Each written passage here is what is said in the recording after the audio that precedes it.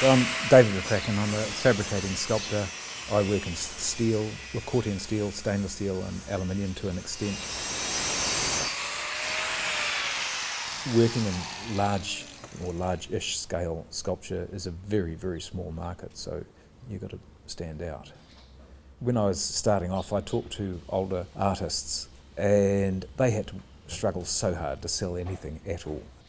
The relative wealth has grown and there's just a greater awareness of like public art in public places, art in private places, but the culture certainly has changed.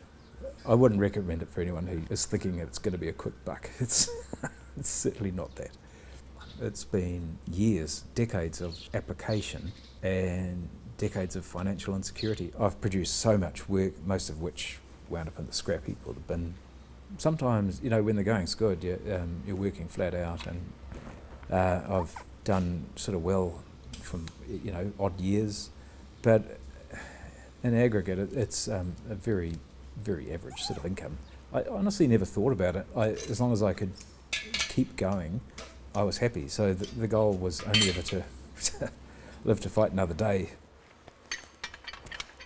Embarking on it now, everything's there if you want to do it. The accoutrements of steel fabrication have never been more available. They've never been cheaper, and they've never been easier to come by.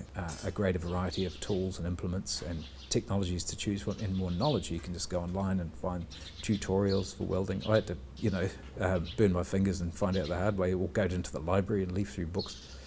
But that doesn't mean to say that it would be any easier. There's a huge amount of stuff being produced, a lot more competition.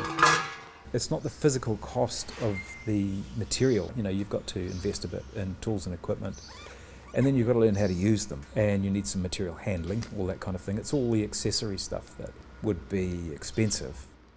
And time, of course. You've got to have the time. Time is, as always, the most precious commodity. I've just come through this, completing this show, and it's taken a year and a half, almost totally dedicated to producing that body of work. It's like gold.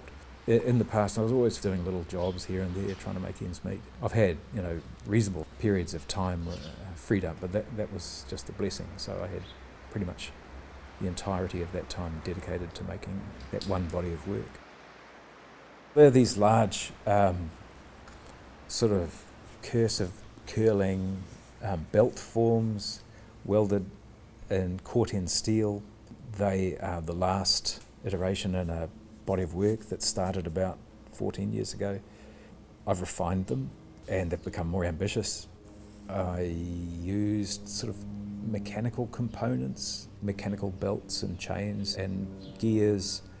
They were the sort of genus of the whole thing, and I just observed them, played around with them, and then I was able to step up the scale, and that's what sort of brought them to life. I think material, behaves differently in scale. So when you're dealing with big strings of Corten steel, it becomes quite sort of floppy and expressive, actually, when it's at a certain scale, and that's quite large because it's not all stiff, and it wobbles, and you can exploit those tensions. It can take on a sort of odd italic sort of quality, so that was very enjoyable. And then of course you've got to lock it in when you're happy with it, and then start adding all the detail.